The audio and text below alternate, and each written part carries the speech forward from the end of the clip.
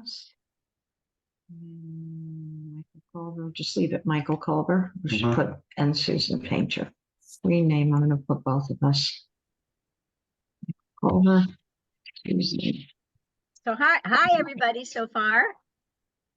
And Heather, I'm happy to see everybody, but I'm happy to see you because since we couldn't get, I don't think the Zoom ever made it to the website. So I wound up emailing the Woodstock STR Association email address to try to get you, because you guys were going to speak tonight. So anyway, I'm glad you're here. I hope that means that whoever from the association needs to be here got the word. And you're on mute, so whatever you said, I didn't catch. Yeah, we did. Thank you for the message. Yeah, well, I was doing a frantic email out of everybody who I thought of who who I thought might want to be here. So yeah, both Lisa and Michael should also be here, and they'll be speaking as well. And then we have a PowerPoint to share. yeah, excellent. Sounds good. Let's see who else we have here. We have Ed, we have Connor. I see Connor on. Oh, yay!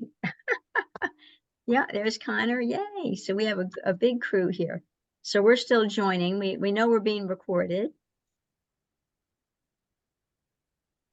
And I think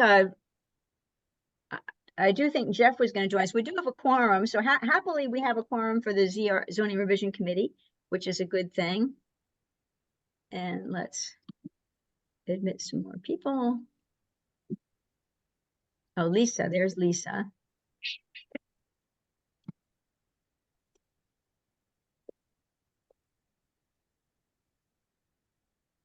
We'll hang out for another moment or two.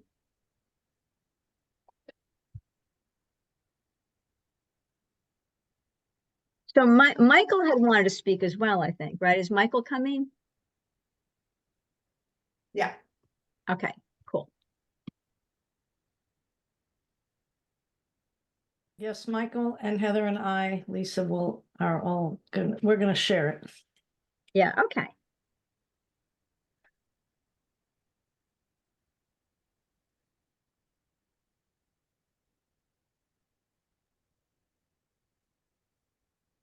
So I'm just seeing if there's anybody else. Oh, we have another.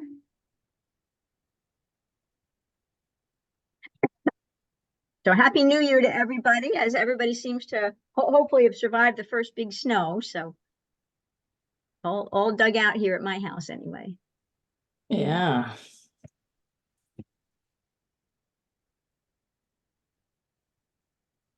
Yeah, and we have lots of people on. So I do think Jeff is coming, but we have a lot of people on, and we do want to. Oh, Urena's joining. So tons of people here. So the agenda. Oh, there's Michael. And we have a Halliburton joining. There we go. So, okay. So we will, I have to keep an eye on because I need to add people as they join. So the two, excuse me, the two main topics, well, the topic is short-term rental. So as the Zoning Revision Committee, we tend to dive into one topic at a time.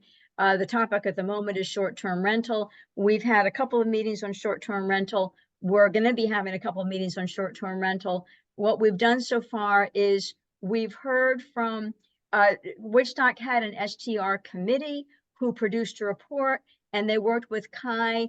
They worked heavily with Kai from the county, who was very key in getting that report together. So we invited Kai to a meeting to discuss, with some questions we had about the report. We crawled through the report with Kai, and that was very helpful. At the last meeting, which was, oh, there we go. We had some more coming. So our last meeting, which was a month ago, we of course did not meet on Christmas Day. Our last meeting was a month ago. Urena gave us an excellent presentation to talk about Granicus and what Granicus support, what support Granicus provides. And Granicus provides a lot of value in terms of tracking STRs, et cetera. Granicus also can help write a law. The ZRC knows how to write laws, and we have an expert on our ZRC who's written laws.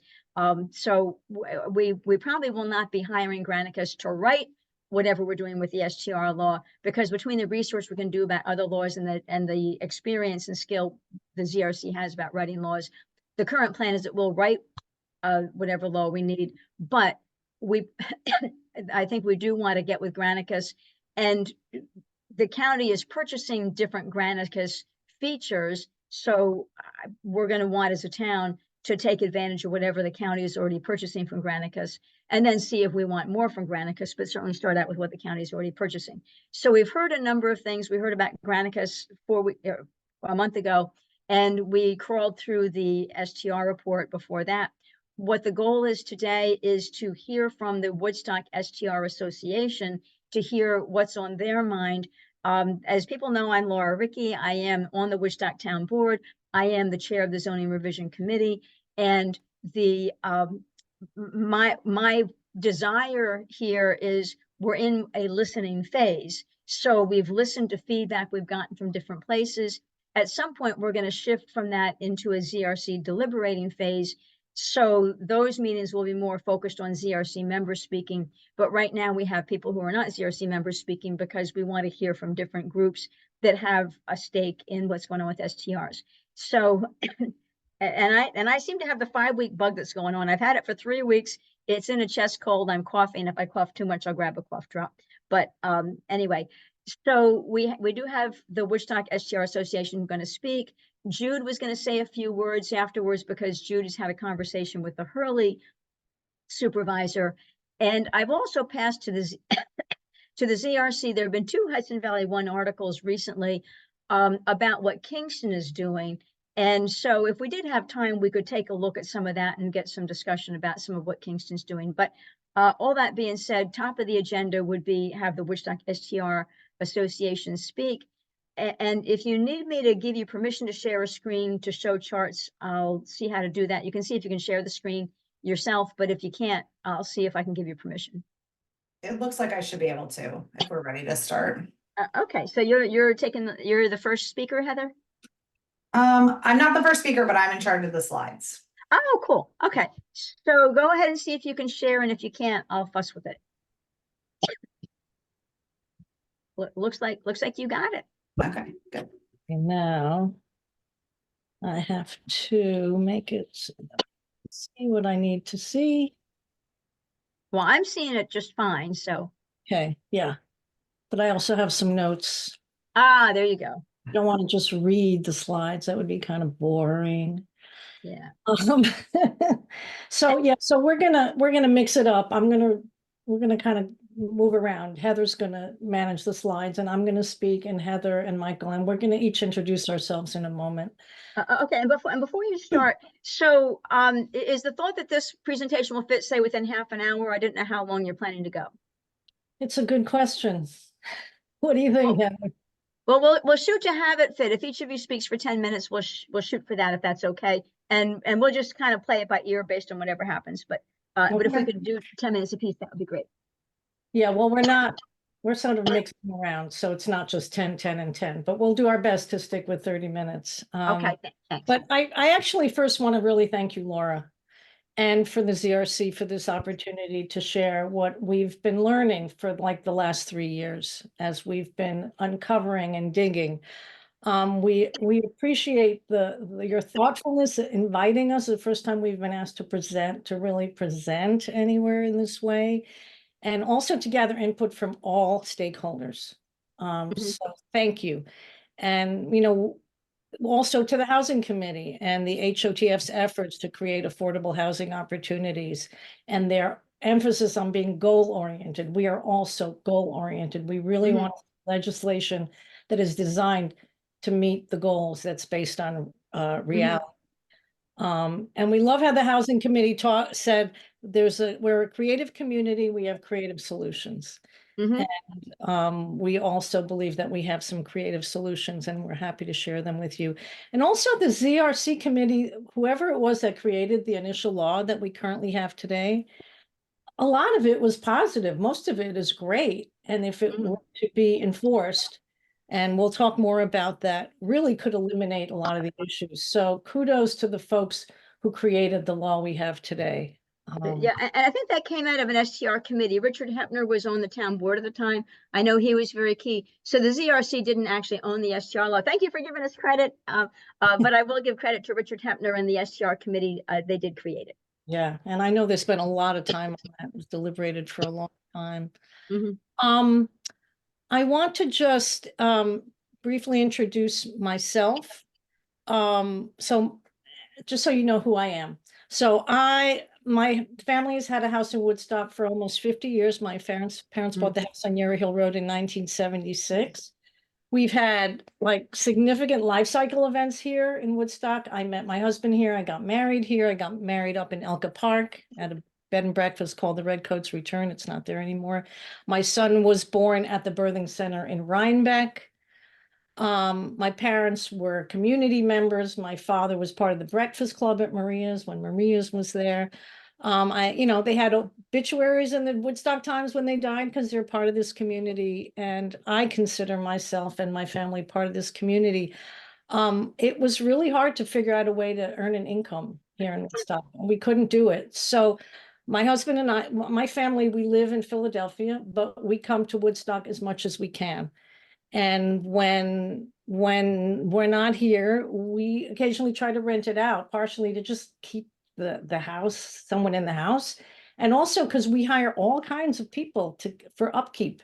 And so we employ a lot of different people for cleaning and repairing and maintenance, much more than we would otherwise. So we really see ourselves as part of this community. I could say a lot more, but I'm going to pass it along to Michael to introduce himself. Hi, everybody. I'm Michael Henry. Pardon my late dinner here, early dinner. I don't know. My wife and I bought our home in Bearsville in 2004, so 20 years ago now. Our two daughters, now three daughters, were very young.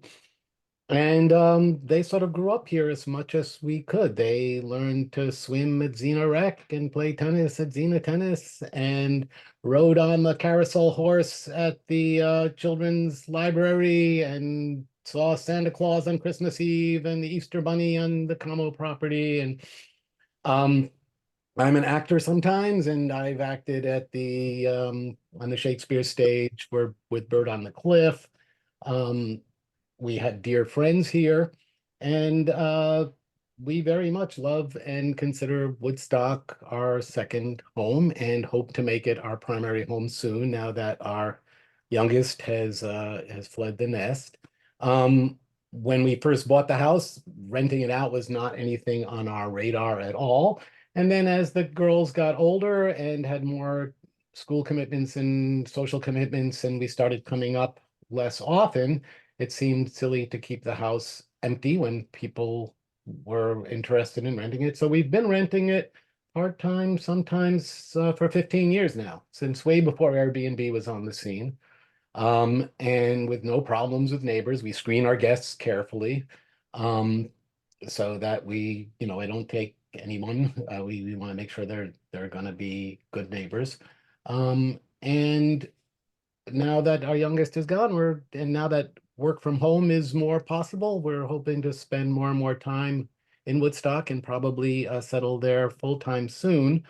I run a music and movement program for young toddlers and infants, and I'm an actor when I can get a job, and I mediate disputes part-time.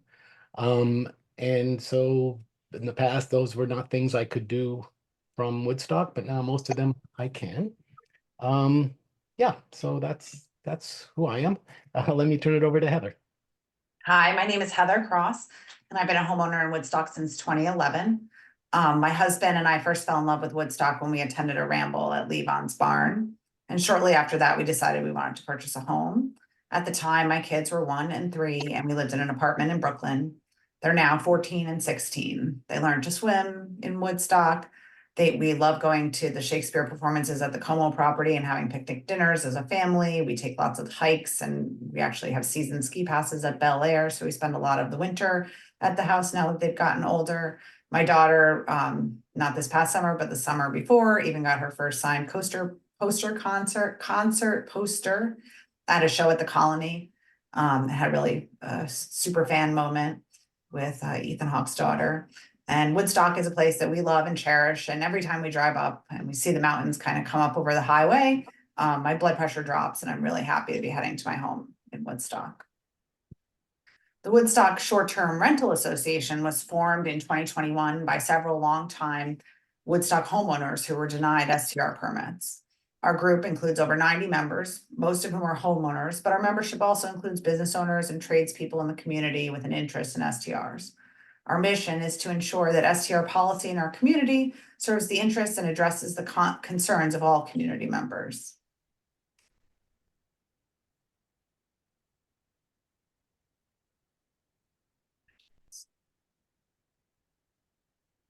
This is mine too. So we really have been trying to help contribute to the discussion and bring a lot of information and experience and knowledge to this situation. We've studied the current legislation closely and also looked at STR legislation from other communities. We know the challenges of the current permitting process for both the town administrators and also the residents applying. There's a lot of hoops to jump through, which frankly, we don't mind jumping through hoops, but I think some of it is creating an undue burden on the town, and not necessarily serving everyone's interests that well. We've spent hundreds of hours attending meetings, presenting to committees and board members, researching and examining policy. And we have a lot of insight into the practicalities and the challenges of marketing and operating STRs. The spike in STR bookings during the pandemic has subsided, and a lot of STRs in the Hudson Valley are actually not booking out that much anymore. Rental rates are lower, and many STR owners are actually getting out. And, you know, we're sort of here hoping that we can help kind of craft, as this new version of the STR policy comes to be, we want to try and help create something that really is enforceable and logical. And, you know, as you've heard from the three of us, like, we're all members of this community. I think sometimes we get painted as outsiders and people who don't live in the community, but we do in fact live in the community and spend a lot of our time there. And we want to make sure that, you know, our concerns are being addressed as well by the legislation.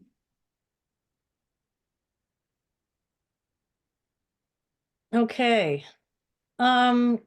So I want to talk about some important distinctions because, as I think Heather mentioned, there are a lot, or maybe not, there are a lot of nuances to the whole STR issue, which is why it's so complex, why it's so difficult to figure it out, because there are a lot of nuances. And so not all STRs and STR owners are the same, right? So there are different categories. And, you know, residents and dual residents, and we consider ourselves dual residents or part-time local residents, are part and parcel of the fabric of the Woodstock community. And in my case, for generations, and for many of us, for generations. Dual residents, just like full-time local residents, are here because we love Woodstock and we're committed to the town. It's not just a short-term thing. Absentee investors, it's a very different situation. So their sole purpose is, you know, it's nothing wrong with having a business, but their sole purpose is really to earn revenue. And it's very different from those of us who are part of the community. And there's also another distinction I want to point out here, which is for dual residents like ourselves, our homes are unavailable for long-term rentals because we have our homes because we like to use them sometimes. We can't rent them out by the year because then we couldn't use them. And why would I keep my house if I couldn't go to it? So unlike these other categories where they could be long-term rentals, for those of us who are dual residents, it's not even possible. I think that's it for that slide, unless there's anything you want to add. So on this topic of myths, so there are a lot of myths around STRs, and that's what we really want to start with. We want to talk a little bit about the myths. We want to dispel some of the myths, and then we want to share with you our recommendations. So the first myth that I was just talking about is STR owners are absentee investors, or are mostly absentee investors. But the truth is that many STR owners are part and parcel of the Woodstock community.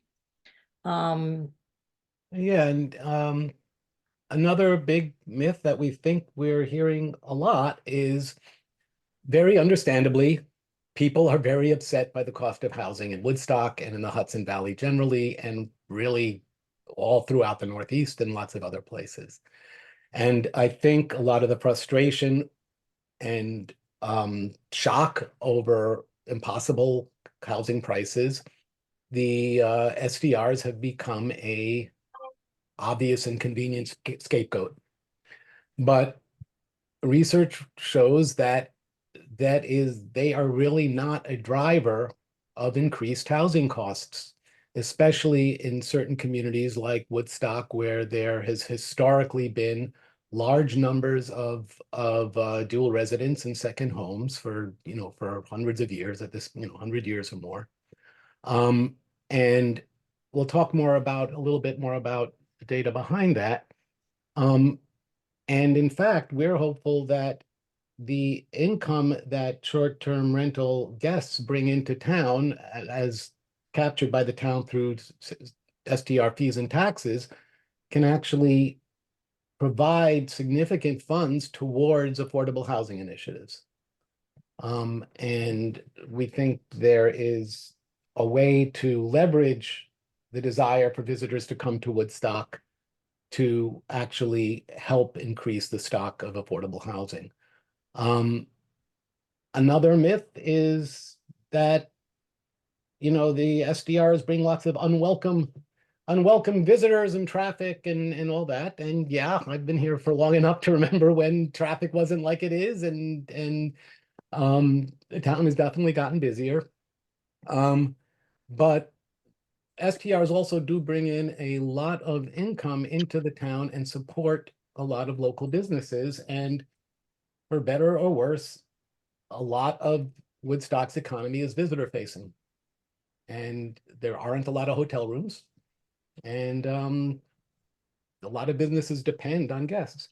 Looking at the next slide, we found a couple of studies which really look more particularly at areas of the country where there are significant visitors, more of a destination type area. And Woodstock, obviously is somewhere in between. It's not, it's not a ski town, but it also has a long history of having a lot of visitors come and a lot of part-time residents.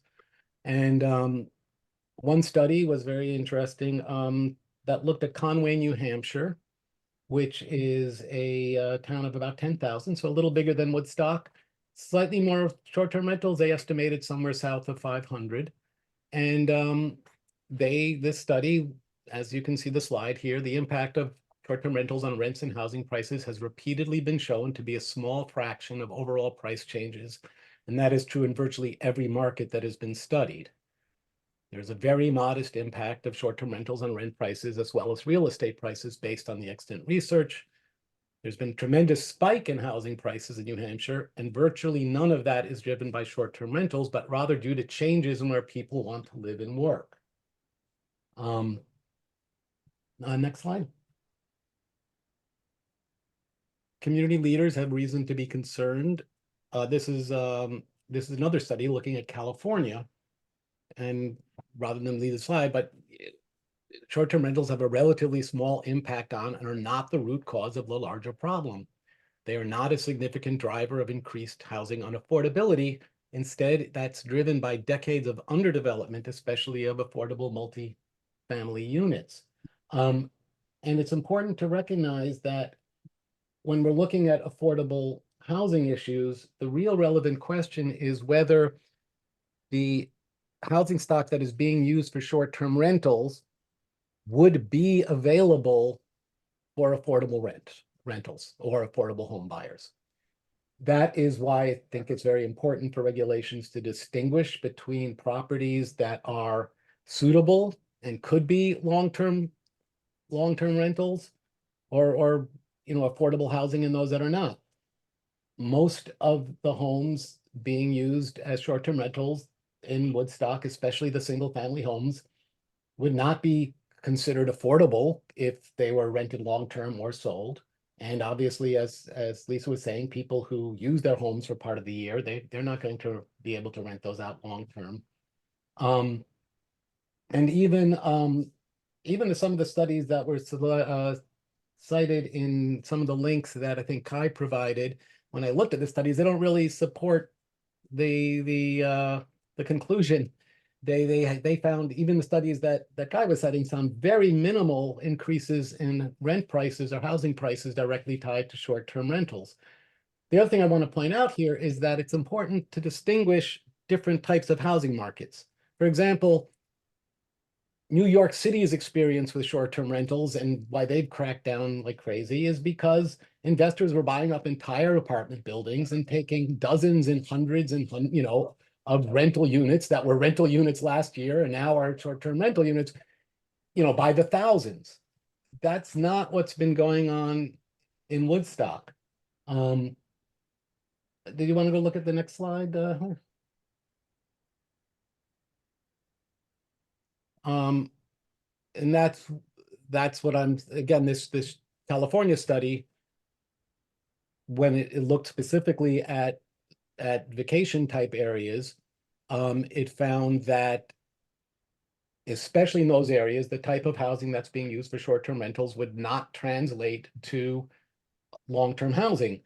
And again, we haven't yet surveyed our members to find out sort of what the average market value of the houses are, but a lot of them are the carrying cost of my house from buying it in 2004 wouldn't be able to be rented at what is considered affordable for Ulster County, which I think is something like a $1,900 monthly rent.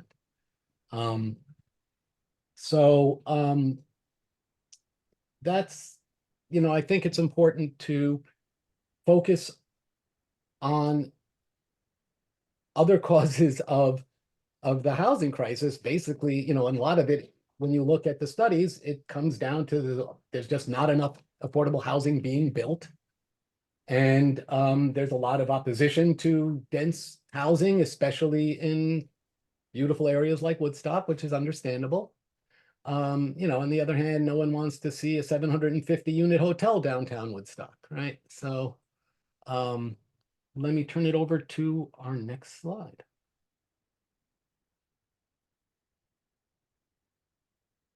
Am I doing this one too? No, Heather, you're doing this one, I think. Heather, are you muted? We can't hear you.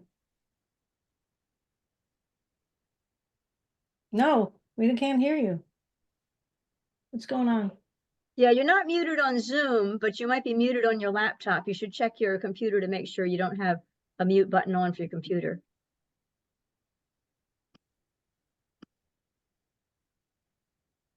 Should I speak to this? Well, whoa. Well, everyone can take a few deep breaths. We could all use a few deep breaths, right? I'll do like a mindfulness exercise, like breathe in, breathe out.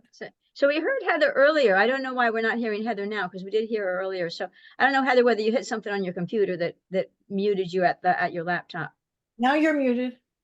Now you're not. It looks like you're not. Hear me now? Oh, Yes. Yes. Okay, you're back. Sorry about that. Okay. Yeah. Technical difficulties are it's not my strong suit. So the next thing we wanted to talk a little bit about is sort of some of the benefits that short-term rentals bring to our community. The guests that are visiting and staying in the short-term rentals, they patronize our local businesses and cultural institutions, including restaurants, shops, and galleries. One of our members actually pointed out the fact that, people that are just here for a few days are going to spend, a whole day in town exploring and spending and enjoying themselves. Whereas somebody who's staying for 30 days might only spend a couple days in town patronizing the different restaurants and villages and stuff. STR income from the home that the homeowners get, a lot of it is actually reinvested in the community and paid to local residents for who are doing maintenance, pool maintenance, taking care of gardens and lawns, cleaning, different things like that, property management services. And it allows people to actually spend more time in our community because we don't have big, extensive hotel builds for people. And Woodstock's been a visitor-supported economy for a really long time. In some ways, you know, close investigations of New York City and Kingston and Hurley STR regulations aren't super relevant to the Woodstock community. Woodstock is unique in its notoriety in the community, in the area, and as a destination. You know, we looked at a lot of tourist destinations and how they're handling STRs, and we think that those could be worth investigating. And, you know, I think part of what we've realized in all of our learning is that, you know, Woodstock is unique in so many ways. It's part of what makes us all love it there so much and want to protect it and want to make it a great place. And I think because we're so unique, we need to come up with some unique ways to handle the challenges that our community is confronting with this issue.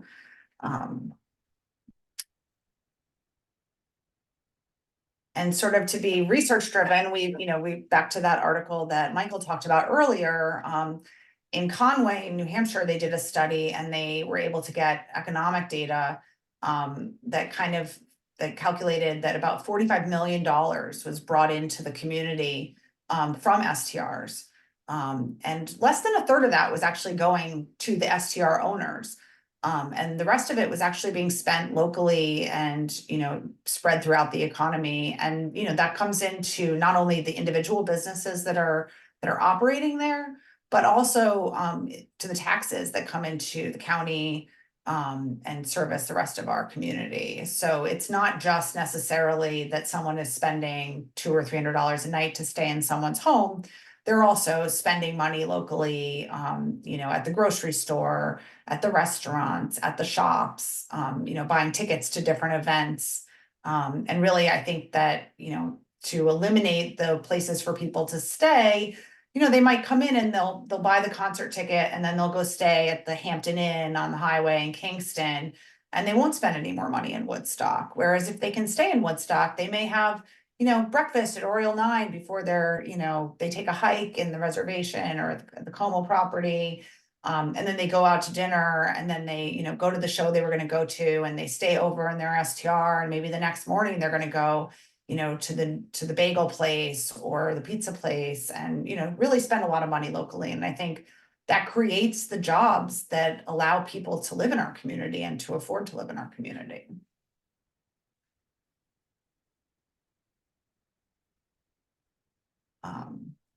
And so we have some specific recommendations, and Lisa, I think, is going to speak to those.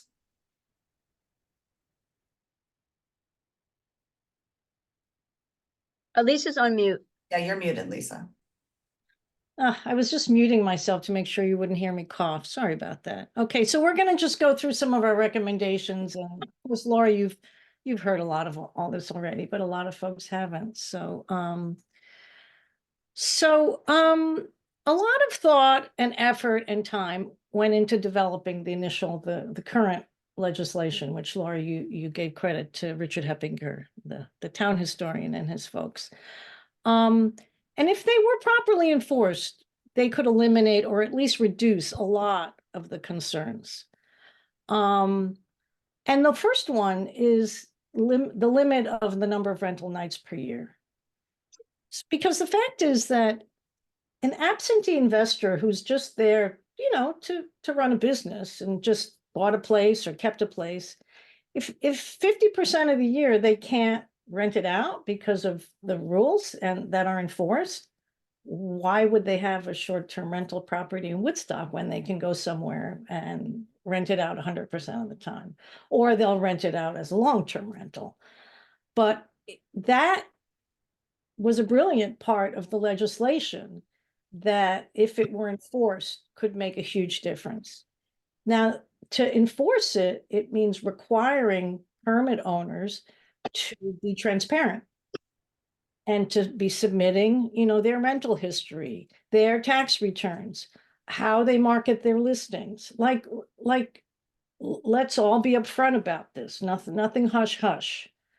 So you kind of let the regulation and the requirements of it do the work of getting the people you want to be STR owners and not the people you don't want. Next slide, please. Another piece of the existing regulation is the limiting owners to 1 permit per household, which is really key. It's really important because currently you've got STR permit holders that are LLCs, and you don't, someone may have their own STR, and then they have an STR, which is their LLC, and it's got someone who's got 2. So having tough requirements up front to make sure it's only 1 per person is really important. Right now, you have some people who have more than 1 STR unit, and some have more than 2 or 3. I think that's it on that piece. Next slide.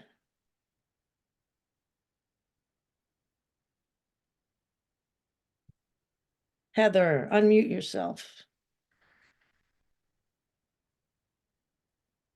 Oh, no, again. Yeah, every time you mute yourself on Zoom, Heather, you seem to also mute yourself somehow on your laptop. So when Yeah. you unmute yourself on Zoom, you're still muted somehow. Yeah, so don't mute yourself. There you go. We got you. Okay, great. So one of our new ideas, and this is based on our own experience with kind of working through the application, is that the Oh, we lost you. What's going on? Can you hear me now? Yes. So we really want to enhance the application, the forms and the information that we're asking for people to submit. And I think that's going to help really with enforcement and also equity in this whole process, because it's important, again, in a small community like Woodstock, that people feel that they're being treated fairly and their concerns are being addressed. We believe that, adding some additional data collection to that form is going to really help. One thing is that we believe all the permits should be issued to individuals, and that all, kind of to the stuff that Lisa talked about earlier, but insisting that we cannot issue a permit to an LLC and that it has to be given to an individual homeowner. We also want to gather more data in that application about what kind of unit is actually for rent. Right now, the application just asks for the number of bedrooms and bathrooms. But the fact of the matter is, if we are trying to solve some of these affordable housing concerns and identify units that would be more appropriate as long-term rentals, we should find out if something is an apartment and not just a bedroom, or is it, a room in a house? Is it part of a multifamily house? Is it an ADU? Is the owner on site when rentals are happening, or is it just that somebody owns the home and then leaves when, maybe you're a full-time Woodstock resident and you go stay with a friend when, someone's renting your house. And we think that the most accurate way to distinguish the different kinds of STRs is into hosted and private. Hosted means that your owner is on premise during the rental. And private means that the guests are sole occupants. I think some of this is to the point of making the law easy to understand and easy to follow and easy to enforce.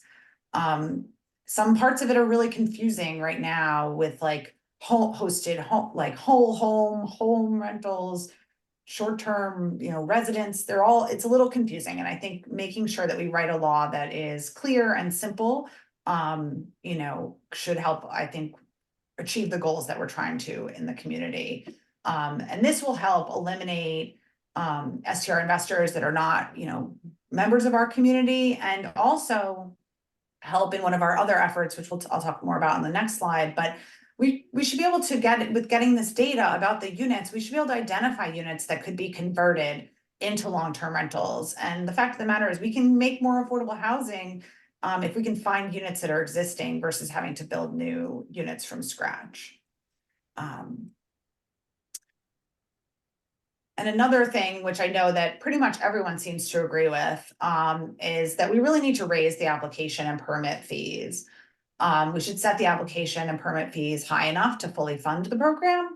And our group believes that we could also charge enough on those permits to fund some affordable housing initiatives.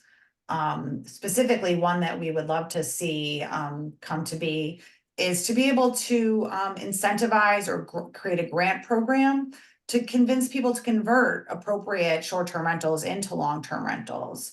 We want to make sure that, you know, a lot of people not a lot, but there are people who converted an apartment that they maybe were renting out long-term into a short-term rental at some point because they could make more money.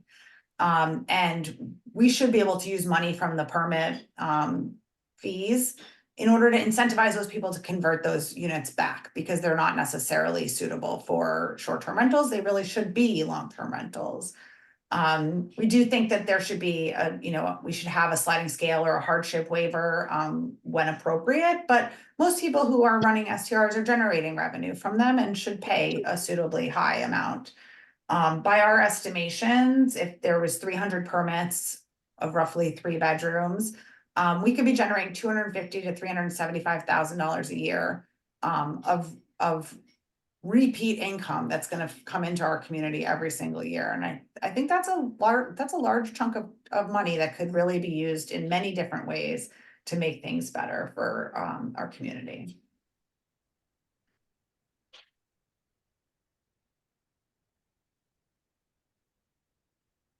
And just before I go to the next slide, and along those lines, like I think the town of Crested Butte, Colorado, they did something where the town put restrictions, would buy restrictions from people currently running homes as short-term rentals to put in the deed in perpetuity that the house could only be occupied by a local employee, someone who's working locally. Right? And they have a fund of money from permitting fees to be able to do that. Ulster County recently just raised the occupancy tax from 2% to 4%, and they're earmarking, I think, 1% of that for affordable housing initiatives in the county. There is a stream of income coming into the county, and into the town that can be tapped for affordable housing initiatives. We believe that eliminating a cap and having other ways of restricting runaway amounts of short-term rentals have a lot of benefits.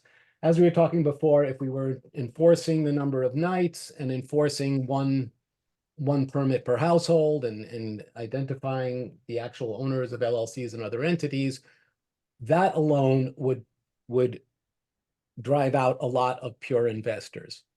Now, there's other ways also of dealing with the concern that if there was no cap, there would be thousands of short-term rentals.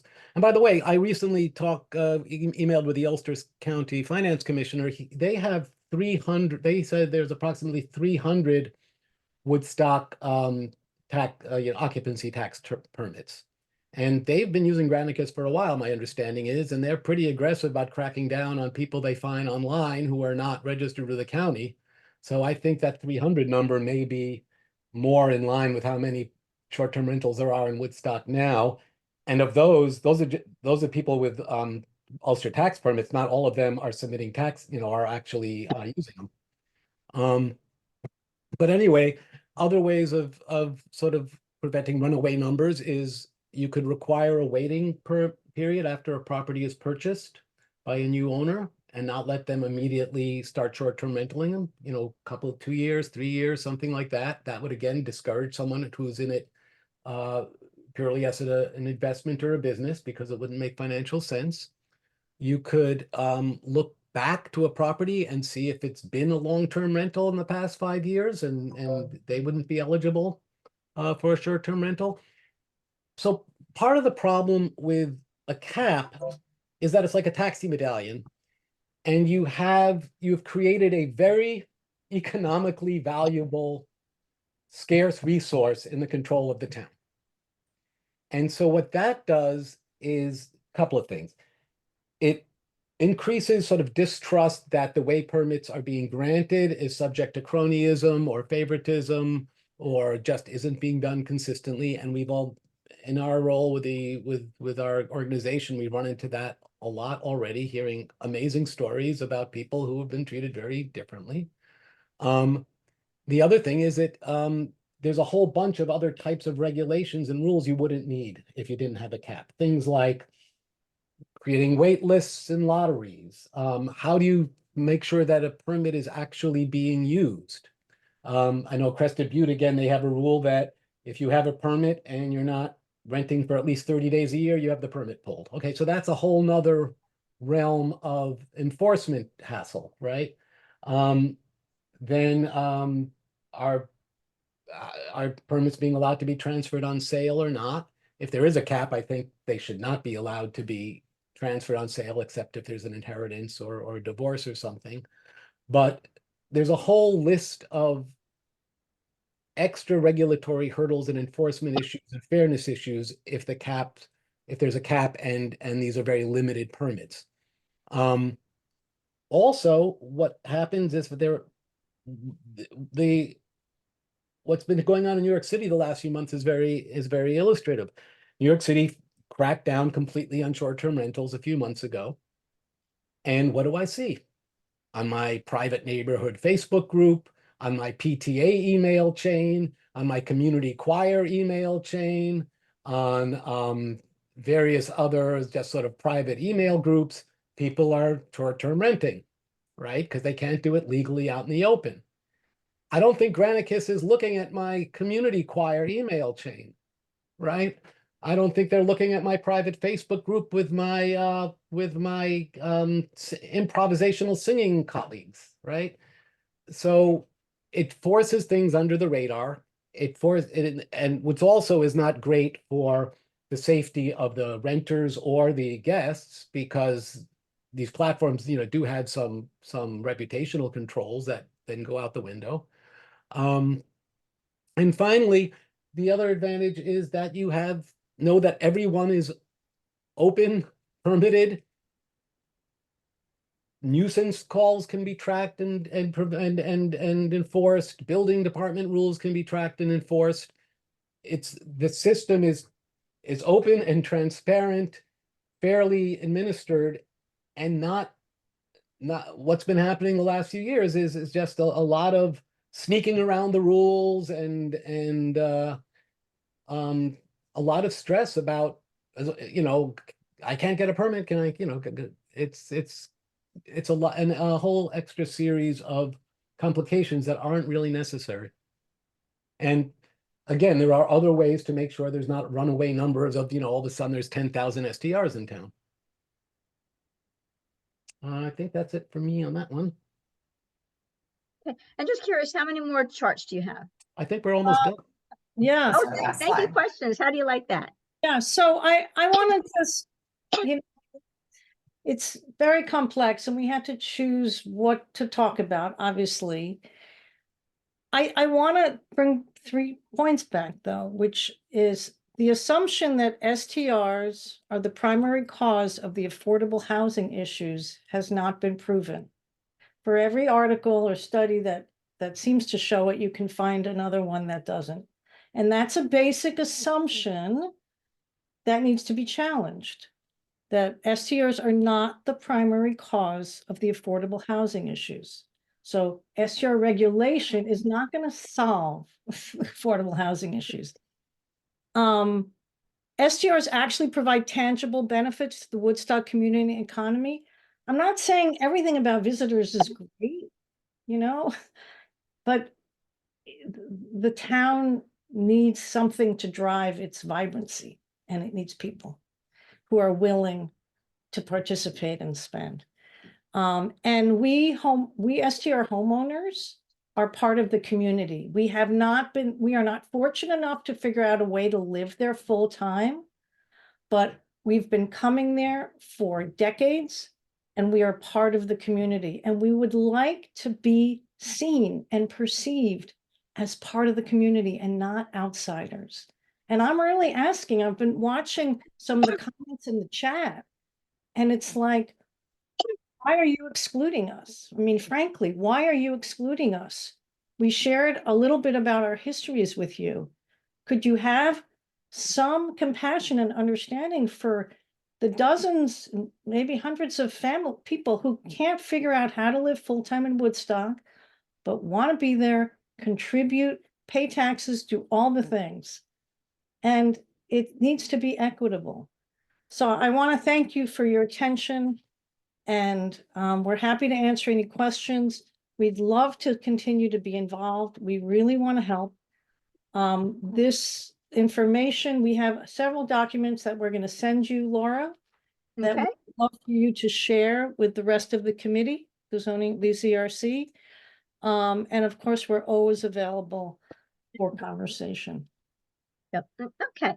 So we do want to go on to our next topic. So I know you're asking if anybody has any questions. I know people did I saw a lot of things come through the chat. So the next step really, and thank you, there's a lot of well thought information here. So I want to, personally thank you for all the thought that went into this. People will discuss, this is Woodstock. Some people will agree, on this chart or that chart. Some people will agree with this or that. Some people won't agree with this or that. Just saying, this is Woodstock. I've been here long enough to predict that. But excuse me.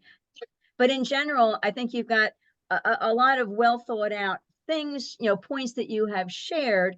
And so the deliberation will be with the zoning revision committee. So the way things work is when the zoning revision committee takes up a piece of legislation, the zoning revision committee gathers information, which is the phase that we're in now. And then the zoning revision committee will think through what we want to propose to the town board. When we propose that to the town board, then any law that gets passed does go through a public review. So whether or not we may or may not publish things between now and then. So as we work on things, our meetings are open meetings. Anybody is welcome to join. When we shift out of this listening phase and we go into doing the work phase, we're not having people all jump in, like right now. And thank you for the presentation. Thank you, Urena, a month ago for her presentation. Thank you to Kai, who's not on the call today, but Kai, who joined us back before that to contribute. So we're doing the listening, but at some point we'll be shifting into a let's deliberate of the ZRC, and that'll be the deliberation. People can certainly listen in, and you can reach me offline, whether or not the meeting may or may not flow that a lot of people can enter in the conversation while we're meeting. But in any event, I'm still listening, so you can reach me. So anyway, is there anything quick that anybody wants to? Yeah, we should only give like a couple minutes because we do want to move on to the next thing. And our meetings, we don't want them to run forever is the other thing. So is there any question anybody wants to ask? Heather, why don't you stop sharing now so we can see each other? Okay, and I'm going to capture all the links everybody's put into the things. So okay, so we're going to deliberate. I'm just checking to see. Okay, so I didn't hear anybody jump in. Well, I'm Yes. wondering, Laura, are we planning to discuss this then as a board, or should we be responding or asking our questions now, or are you asking the public if there are any questions? Well, I'm kind of asking the priority. The priority is the ZRC. If the ZRC has questions, let's ask them now. Yes. If the public has questions, then I'd like to kind of limit that segment and do some of that offline. But the ZRC should definitely ask questions if you do. So Ed, Connor, I know that Jeff joined the call, Jude. So ZRC members, do you have questions? Yes, I have one. Okay. The most interesting, there's a lot of good points from this group. I wrote the first draft of this law that's on the books now. So the most interesting, I heard a lot of good, interesting things, but the most interesting thing to me was, and I wonder if there is actual writing that supports it, she said that there would be enough money from income from STRs to support $250,000 to $375,000 a year for an affordable housing fund. And is this a written document or is it only a spoken document? We can share that information. That was based on our proposed permit fees, which were on that slide, which again, we're happy to send you everything we have. But we proposed a $500 permit fee and then $250 per bedroom. And averaging, guessing that I mean, we're just estimating, so it's not, but based on the idea that there are, between 200 and 300 permits around 3 bedrooms, was where we came up with that number. I mean, obviously a portion of the cost would be required to hire someone. And I think that's a point that we didn't do a great job of making in our presentation, but we're a small town. Even if there's 300 permits to administer, that is something that could be done locally. Granicus is, provides certain data, and I think that data is really helpful, but it is limited in its scope. It is just primarily a service that's crawling the web looking for listings, and it's not going to capture people who are renting who want to keep it hidden. And I think that's part of, what we can help with is to kind of provide some of that insight, because you can rent your house and not put it on Airbnb. People did that long before Airbnb. That's not what I'm asking. I'm asking for The number? Is it written down and not just spoken? Yeah, it's written on our slides. I apologize that I didn't All understand. right, so you'll supply the slide at least. Yep, absolutely. And I think we have a spreadsheet somewhere. I'm not sure if that's something that's shareable or not, where you could put in different permit fees or different estimates of how many permits and see what the annual rent, the annual income would be. There's additional income also because there's the application fee, which is a one-time fee, which I think we've put in as $500 perhaps. And then there's also the annual inspection fee. So I don't think that was even included in that number. I mean, I think the bigger point here is I think it is possible. My impression over the last few years is that a lot of people in town, I don't think, have a sense of the scope of the amount of income that is coming in to town by short-term rentals and that can be used by the town. I think permit fees are like $50 or $100. And that's probably ridiculously low. Okay. Ed, did you have more questions? No, I'm satisfied. Thank you. As long as we get the slide, it's text. Text is always important rather than talking. Yep. So anybody else? We have Jude, we have Jeff, we have Connor. Any other ZRC members have questions? I'm going to talk about the fees. I definitely believe the fees need to be increased. The fees are ridiculously low. As Linda has pointed out in the chat, a lot of that needs to go to servicing the program too. We do need to have enforcement of the program. Right now, we don't have very strong enforcement of the program. Granicus can help with that. It's not going to be perfect. Obviously, people who short-term rent through their friends and through their neighbors and don't go on platforms that Granicus scrubs are going to get away with it. But right now we have twice as many, or have as many illegal STRs as we have legal STRs. We need to make sure that we stop the illegal ones. And part of that is going to be increasing our fees, in my opinion, increasing our fees and using some of those fees to pay Granicus to tell us which ones are illegal and get them closed. To say that we have, to say that people are not going to, the Granicus is not going to find them. Yeah, true. Granicus is not going to find every illegal one, but it can find a lot of them. If you look at Granicus today, you can see that I think there are more illegal STRs in town than there are legal STRs in town. Let's start stopping those. Okay, thank you. Anything else, Jeff? That's it for now for me. There's a lot in STRs. There's a lot that we need to talk about. I think that we need to classify STRs in different ways and make sure that we don't take away what is necessary for those people who need to afford to live in town. But I think at the same time, we want a community here of people who live here. I think that's what I'm hearing.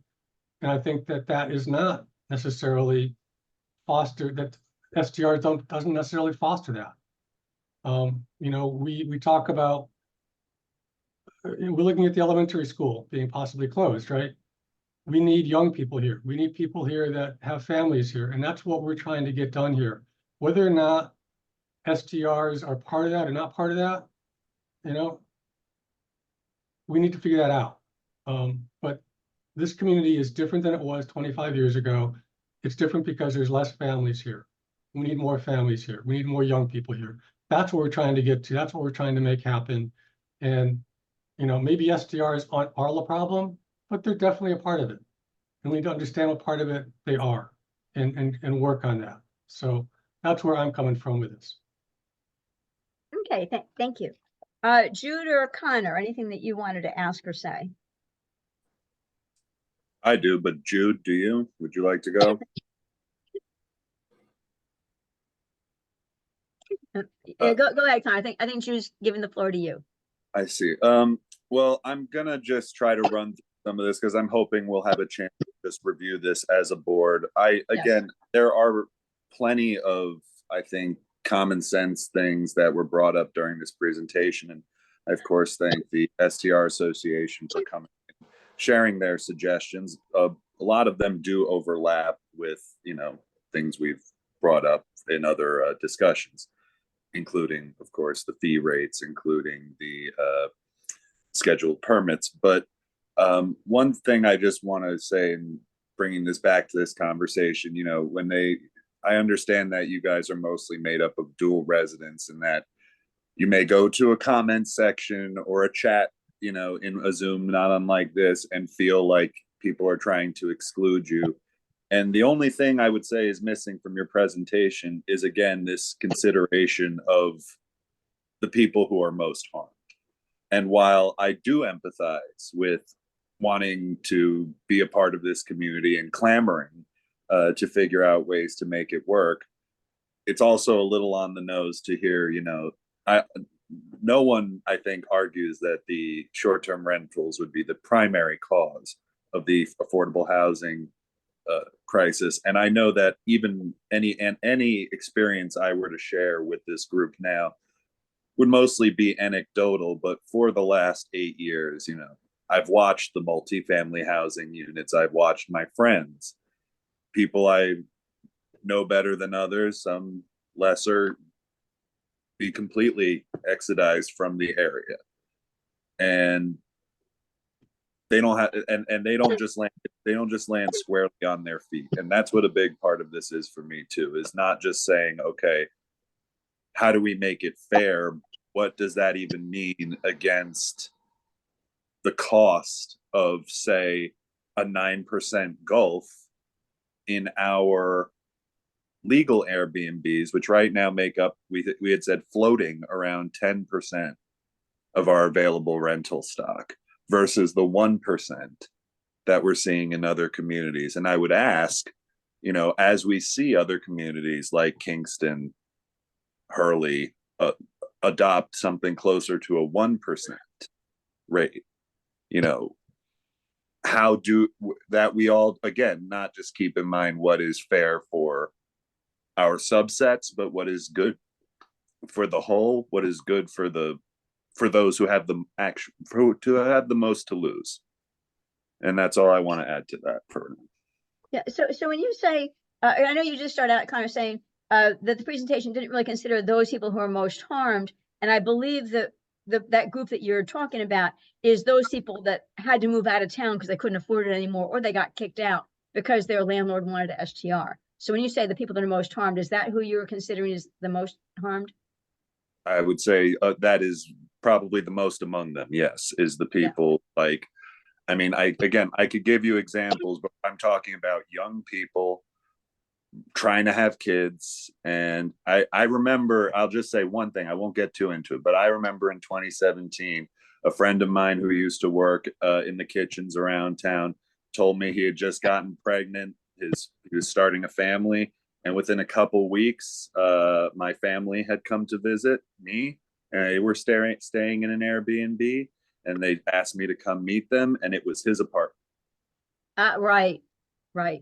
Ju- walked Just to reiterate, one of our suggestions is that homes that were long-term rentals not be eligible for short-term rental permits for exactly that reason. Yeah, And listen, I think I think that among other things are all part of the tool chest, but I don't remember if it was the highway department or the county in general who sent down. Now I know y'all represent about, what was it, 80, 90 households or individuals, something along that, and that was the total recommended number, I think, of full-time permits against our existing rental lot.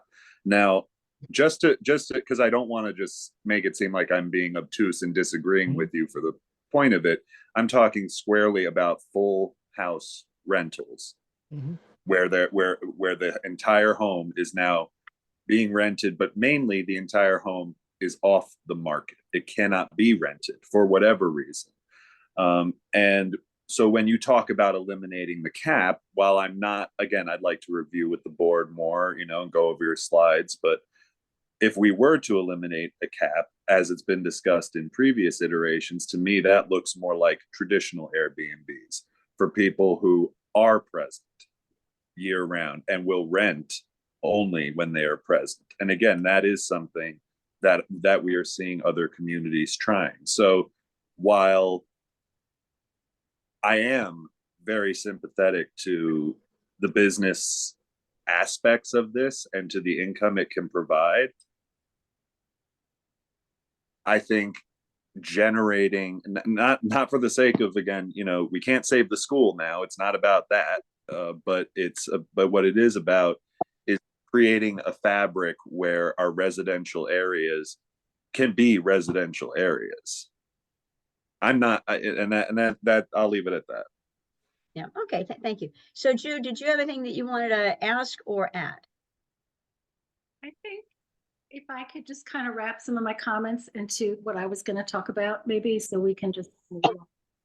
Would that be okay? Can I just sort of wrap in? Oh yeah, if you want to move into your next topic, that's totally fine, because I know you said you would be brief on that, and we've already run over an hour, and we don't like to run over, we don't go beyond an hour and a half, let's put it that way. So I think in rare cases we do, but when we start going over an hour, it's kind of time to start thinking about closing up. So, but you have time to do your talk about Hurley for sure.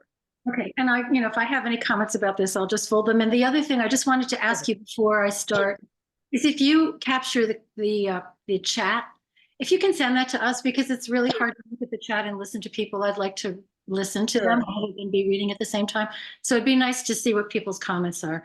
Yeah, and I captured them from the last meeting as well. So I'll capture them from today, and I'll send both chats out. Thank you. Thank you. Okay, there's a couple of things I want to say before I start, and I just, I feel compelled to say this, and this has to do with the HOTF proposed zoning changes. I think it was really wrong that the ZRC wasn't allowed to review them. I think a lot of mistakes and misguided ideas wouldn't have happened had we had the opportunity to look at it. So I'm going to also say, at the very least, the HOTF changes should be put on pause until we really get a chance to get the STR laws revised and see, give it some time to see what kind of an effect it has on the community before we dive into dismantling the zoning protections we have. Okay, I just had to get that in there. All right, so I had a conversation with Melinda McKnight, who was the supervisor for Hurley. It was a casual conversation, so I didn't want to put it in writing because it was just a little back and forth between us, and I didn't want to formalize it too much. A couple of things that she said. One of the things she said is it's really hard to put the genie back in the bottle, and I think that's going to be something that we're going to really wrestle with, and the town is going to have to really wrestle with. She talked about how they made their short-term rental law a requirement that the owner be on the premises when they rent. That was one of the things that they did. But she said they did include a contiguous property. So if you owned a house on one property and you also owned the house next door, they did allow you to count that as being present. She talked about how they went about proving that someone was an actual owner and actually occupied their residence. And she said one of the things was voter registration, which we all know anybody can register to vote, but she said they relied somewhat on the star exemption. I think most people have to be fairly honest about that. She did talk about Granicus, and she did say that it did pay for itself.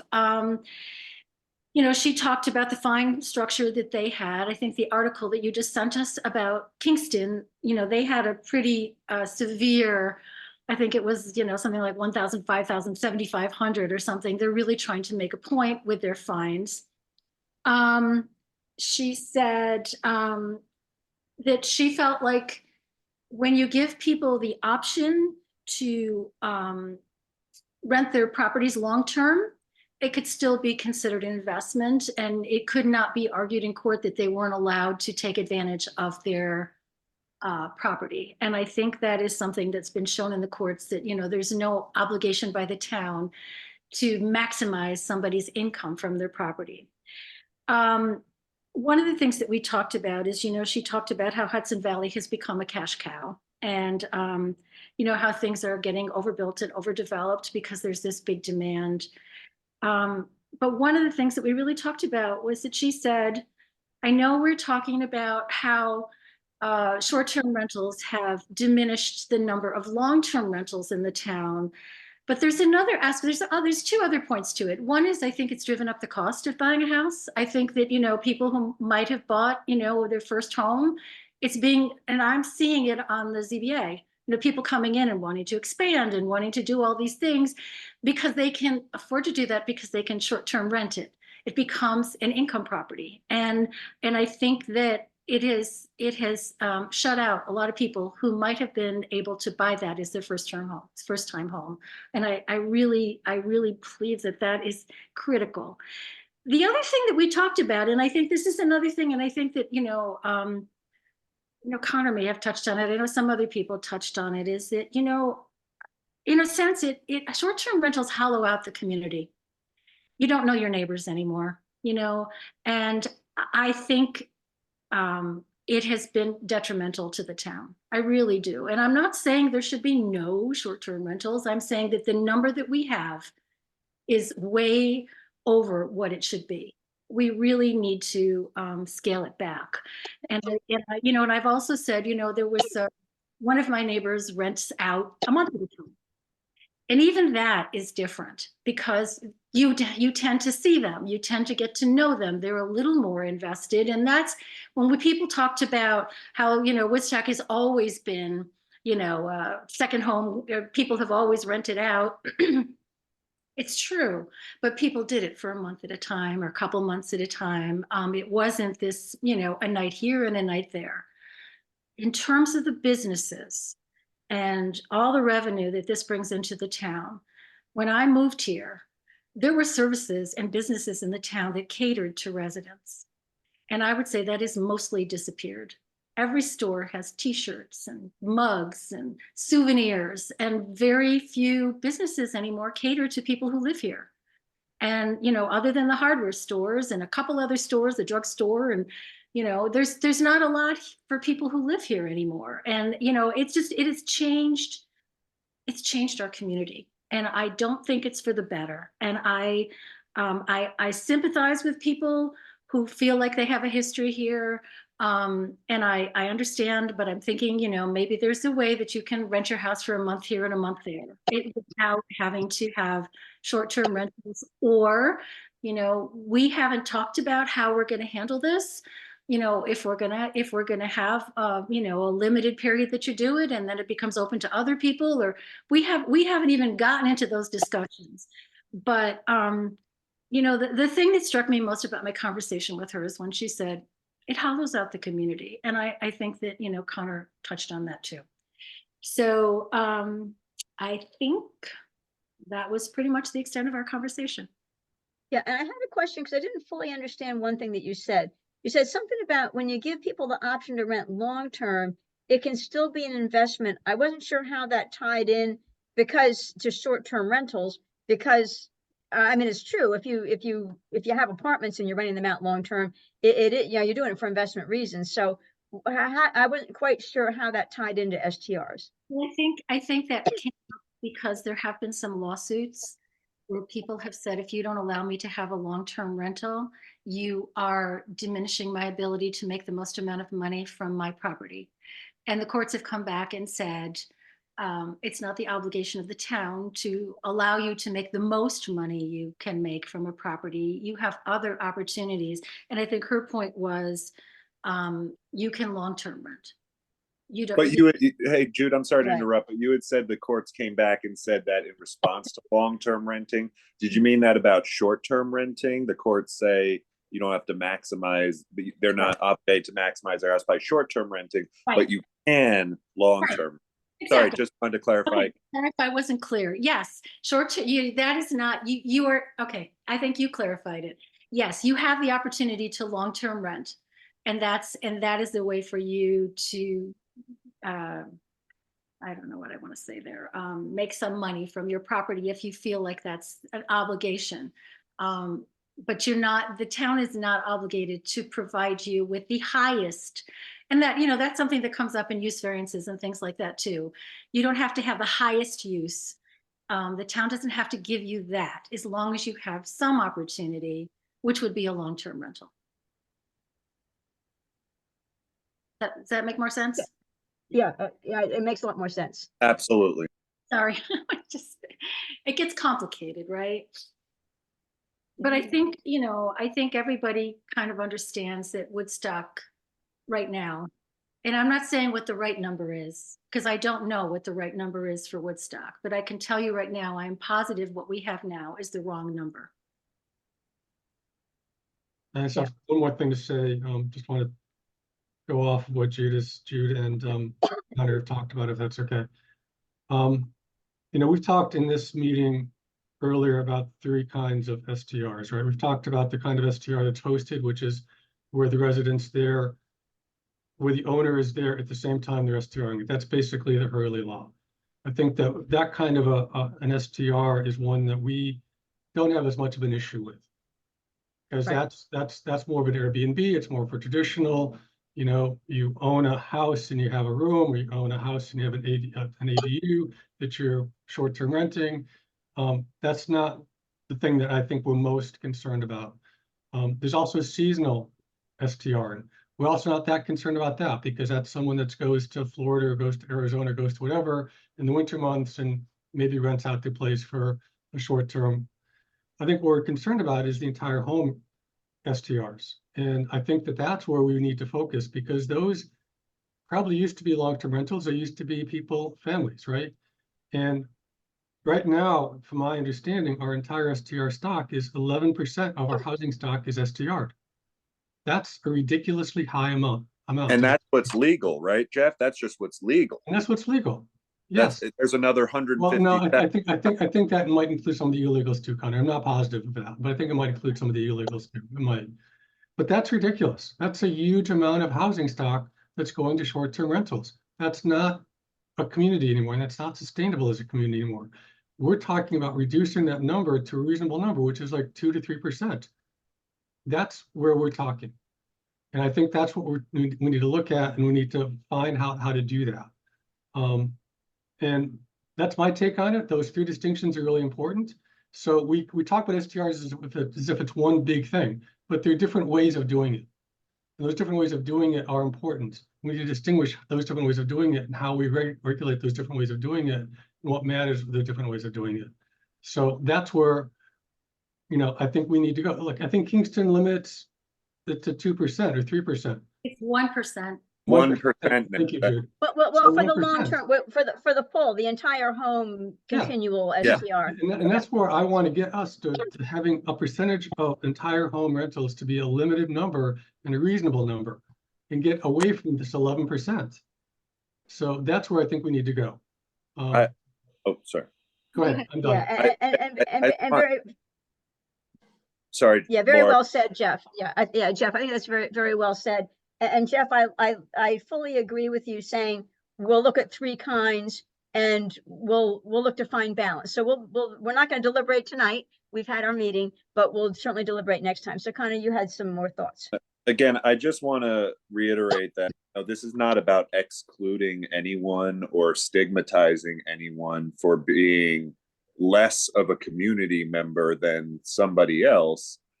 It's just, and I think we can all empathize with how hard life has been, not just over the last 5 years, 3 to 5 years, but really over the last decade. Like, the landscape has changed tremendously.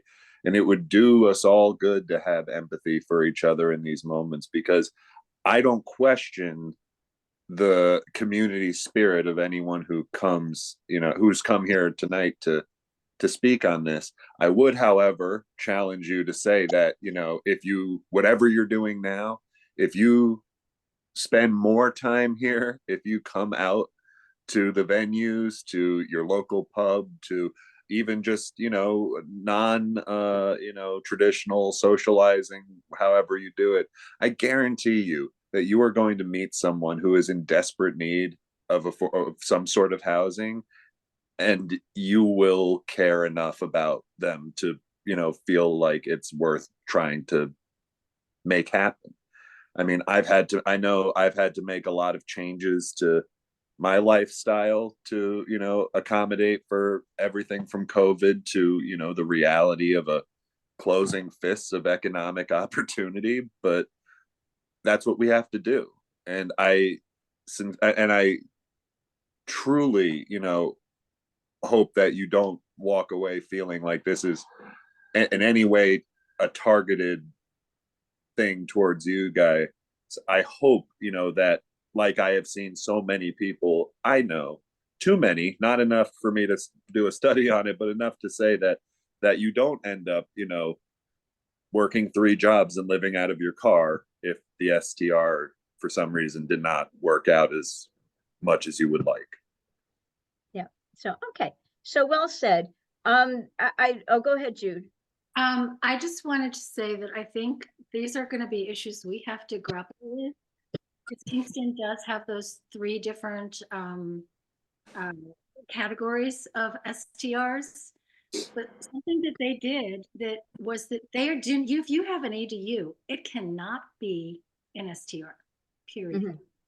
And, so that's another question, what's really the largest problem? So Jude, I want to point out that that's what the HOTF is saying too. The HOTF has the ADUs, not the STRs. Just so that you understand that. I understand. And also not owner occupied required. So No, actually, that's being changed, by the way, but that's okay. that's good news. Thank you. Yeah. In any case, that would probably apply to new ones, I would imagine, but it's something for us. It's going to be something for us to grapple with. Is it the whole house? Is it the ADU? There are going to be a lot of distinctions, and we're going to really have to struggle through it because it's obviously a complicated issue. So. Yeah. Okay. So I want to ask one question, mostly to the ZRC, but if anybody else has an answer. So we've listened, as we said, we've listened as the ZRC, we've listened to the STR task force where Kai came and, we have the STR task force report and Kai came and talked through it. We've listened to Urena, we've listened to the Woodstock STR Association. Is there any other group that before the ZRC gets into our deliberations of the topic, is there any other group we should be listening to in this listening phase? Can I interject really quick? I think it might be a good idea for us to put something in the paper asking for public comment, maybe put something out on Facebook too. I think just in an effort to be open in this way, we've had a lot of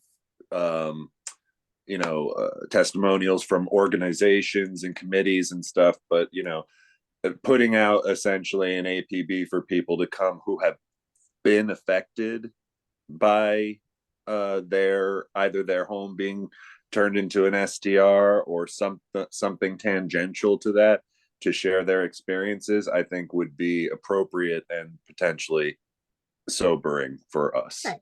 So what I think I hear you saying is perhaps their next meeting, which is 2 weeks from tonight, if we put out the APB and get the word out in the paper and say, so we spend one meeting to listen to individuals. So that's what your thought is. We spend no meeting to listen to individuals. I don't even know that we have to set aside a meeting so much as just open our proverbial inbox to that type of suggestion and just maintain it as we deliberate. And I think, I'm not saying we should take so long that, we'll let the mail pile up, but I think it's just it is a perspective that has been missing from a direct, not in terms of not being considered, but in terms of it being directly communicated. Okay, so I hear what you're saying. It could be open our inbox, and Facebook is a thought. I'm not sure. We haven't really got a vehicle that we've used for the whole of Woodstock to respond. My thought is, my alternative might be we spend the next meeting, we get the word out, say people are invited 2 minutes each. The old, like we do at the town board meetings, 2 minutes each they could speak, and maybe spending a meeting where we listen to individuals 2 minutes each. We have a meeting to do that if they wanted to come, and then we get in. So we can either start our deliberations at the next meeting or do a listening meeting and one more listening meeting, then go into deliberations. I personally like the idea better of going into deliberations and just having a general inbox for that. The only reason I say that is because the reality of life as a sort of either underemployed or young person around here might not permit them to find out even with a 2-week, notice and attend. And I think this removes the sort of, you have to be here at this time to have your voice heard. And, it can help us as we go, but that's just my thought. I don't want to delay deliberation if only 2 people show up, Yeah, okay. So, alrighty. Is there anybody that anybody in the ZRC that disagrees? We have Jude, we have Ed, we have Jeff. I'm not going to disagree. I'm going to try and make sure that I understand what Connor's saying, which is that we start deliberations, but at the same time, we always invite people to come in and tell us what their experiences are attempting to live in Woodstock and some of the issues that they faced attempting to live in Woodstock. I think that's very valuable for all of us to do. Well, I think Connor's saying not to come to the meeting because that takes up meeting time, but to have a vehicle where they can, like a Facebook, or we'll have to find some way that people can add their comments in writing. So we consider the comments in writing, but that our meeting would be deliberations. I think that's what Connor's saying is don't invite them to the meeting because we'll spend the time deliberating, but we're going to listen from the standpoint that we've got people entering their comments to some space that we figure out where that's going to be. Exactly. Just essentially the raw thing of what I'm proposing is a very low maintenance digital campaign on the part of our board so that we periodically, as we're deliberating, send out messages, Facebook, Instagram, and our normal channels. So we hopefully reach more people to ask them to write in with their stories about how this has affected them. Yeah. Just as we're deliberating. So Jeff, you can say you'd rather have us spend a meeting doing it. I mean, Connor's saying I don't need a meeting. To me, I think we've gathered a lot of data and a lot of information. This has been something that's been through the town for a long time. Obviously, we need to have an avenue for people to comment, an avenue for people to talk with us, an avenue to get community input. And however we do that, I don't have the technology to do that. I don't know how to do that, but however we do that, would be great. Yeah, okay. I do think we need to start moving on this process. I think we need to start moving on creating the rules, creating the laws, making sure that it's something that we can all agree to and work on. This crisis is not getting easier, and taking longer is not making it easier for anybody. So I think we, I think we understand that we need to do something different than's being done. Okay. Otherwise it wouldn't be, right? So let's figure out what that is. Okay, so Jeff and Connor say next meeting we start deliberations. Jude, did I see you nod your head? And Ed, you're agreeing. So our next meeting, so I will offline figure out if there's a way to do this, as you say, open our inbox. I'll figure out what the way to do that might be. I don't know what the answer is, but and it's worked out well for the housing committee. It's worked out well that we've had an email address that people send stuff to the email address. And we could maybe it could be that simple. I'm gonna chime in that I think Linda Lover is putting in, and I think she's correct. We've received the email with HOTF stuff, but we've never actually put the comments out to people, which is something that is a mistake for the HOTF. It should have been comments should have gone out, the questions should have gone out, and the comments and answers should have gone out, and it hasn't been done. We need to do that. If we're going to accept email in, we need to make that email public. Is some way to do that, and also our responses to those public too. I was gonna say that the easiest part of this for me is like if the town has social media pages that we just come up with a quick, hey, submit your stories here post that we ask them to post on our behalf. What could be, you know, not harder, but just to give people the option to say, you know, opt in if you would allow us to share your story, essentially. Okay. So I'll ask around on that. Okay. So it's the witching hour. We don't like to go past an hour and a half. Excellent meeting, excellent discussions. I know we have a lot of people that have joined the call, and not everybody got to speak, and I get that. But this is a process going to go on for a while, and we'll find a way for people to all get to speak in over time. So in one way or another. But next meeting will be the ZRC beginning deliberations on what we've heard about STRs. Laura, can I just ask that if there is like an inbox set up or something, if you could let one of us in WSTRA know, and we can forward that to our members so that they can contribute as well. Yeah, you know, I wrote down your emails because what your one of your charts had your email addresses. I said to myself, hooray. So yeah, yes. good point. So alrighty. Anything urgent before we close? Really, really urgent if you have a 2-second thing, but otherwise thank you, everybody. We've been the hour and a half. We'll be back. There was an issue with getting the Zoom on the town website because the person who does that had a family emergency and was not in today. So I'm glad the word got around. It was pretty amazing the word got around so well, given that I think the Zoom never made it on the website. I would expect the Zoom to make it on the website for the meeting 2 weeks from now. But same time, 2 weeks from now, we'll see anybody that wants to join. But the conversation will be the ZRC speaking, and that's the way we flow our meetings. Once deliberations are back with us, it'll be the ZRC speaking. Thank you. Excellent meeting. Thank you. Jude, go ahead. You said good night. Oh, good night. Yay. Good. Well said. I'm going to capture the comments before I drop off. So I'll be hanging on until I get the comments captured. Good night, evening. everybody. You.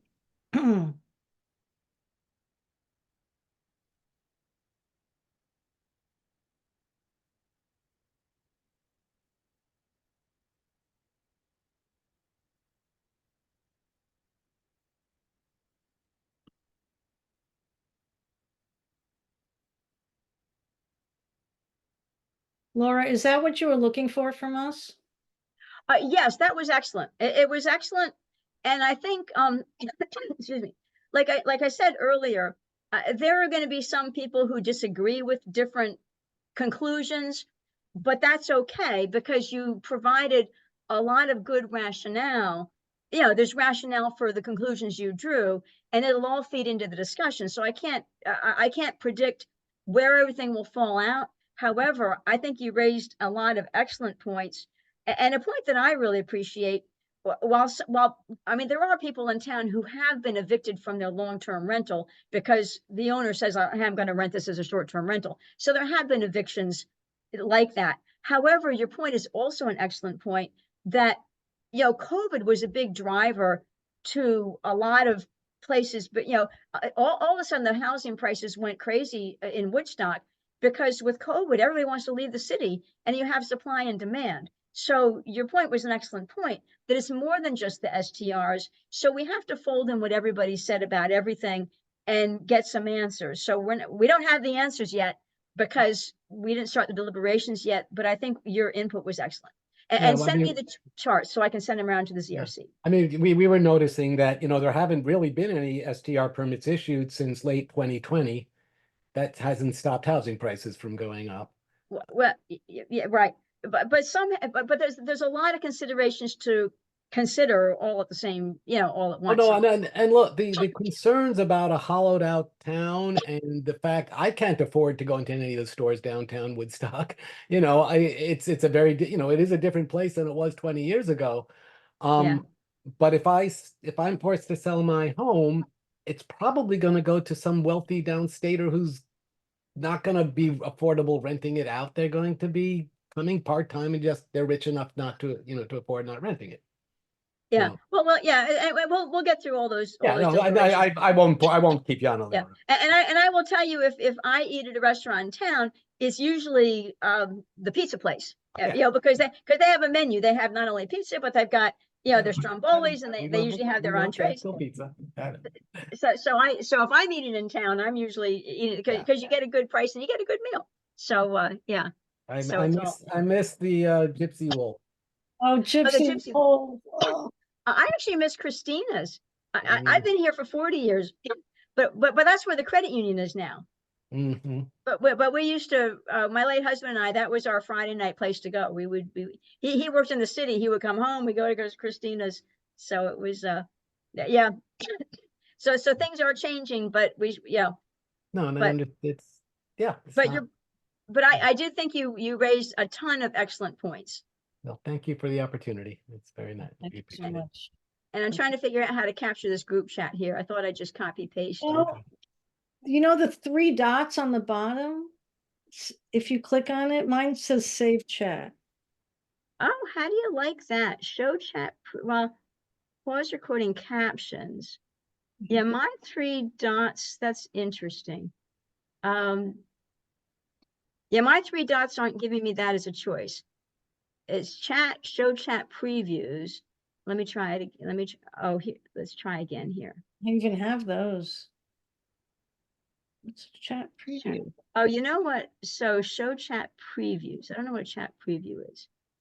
Well, let me try going from the bottom up. I hope it goes all the way up. We'll see. Why I'm able to grab it this way. Laura, I did save it, so I can email it to you if you want. Yeah. Oh, cool. I think I got it. The first one I have is Susan Painter at 6:51. Hmm. So I'm just going to open a, Well, let's see what I have here. yeah, okay. Yeah, that's the beginning. That's the beginning. Okay. So let me paste it in. Oh, it's pasting. 14 pages of chat. So it looks like I got it. And let me do a save as. I don't want to.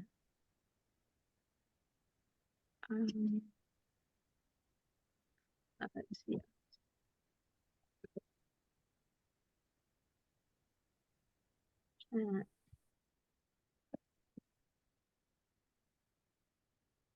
Okay, cool. But thank you very much. I think you all gave us a lot of great information.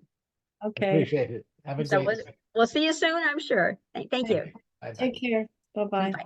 Oh, don't forget to send me the charts. No, I'll tell. Okay, thanks.